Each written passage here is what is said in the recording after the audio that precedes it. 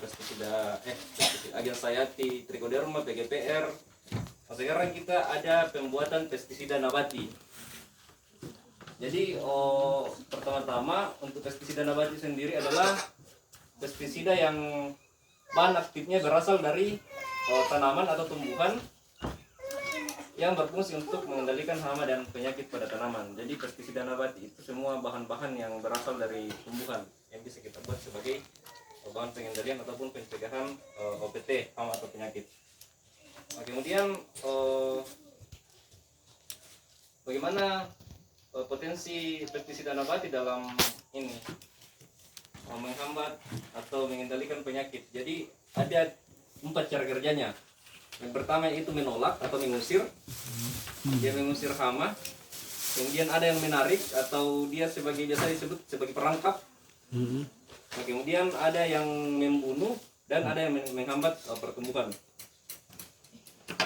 Nah, kemudian bagaimana ciri-ciri pestisida nabati yang bisa digunakan sebagai pestisida nabati? Aroma yang kuat. Kemudian tanaman yang rasanya pahit. Jadi seperti buah maja. Pokoknya semua tanaman yang pahit itu berpotensi untuk mengendalikan hama. Kemudian Pepaya. iya, daun pepaya juga bisa. Kemudian dia kalau tanaman biasanya digunakan sebagai tanaman obat seperti lengkuas misalnya, kunyit, serai, mengkudu juga, sirsak. Nah, itu bisa digunakan sebagai pestisida nabati. Ada banyak jenis pestisida nabati yang bisa digunakan.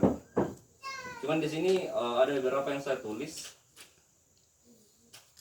seperti tembakau, kemudian ada juga daun mimba, kemudian buah maja atau buah apa namanya pas ini, buah bilah, ada daun pepaya, kemudian ada daun mindi, umbi gadung dan juga lengkuas dan masih banyak jenis-jenis lainnya. Nanti bisa di search di internet atau di YouTube, pasti muncul semua itu.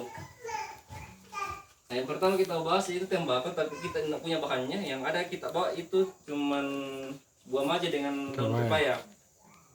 Nah, kalau tembakau itu bahannya kita kumpul sebanyak 250 gram. Kemudian kita tambahkan, kita ini tumbuk dulu sampai halus atau kita dirajang.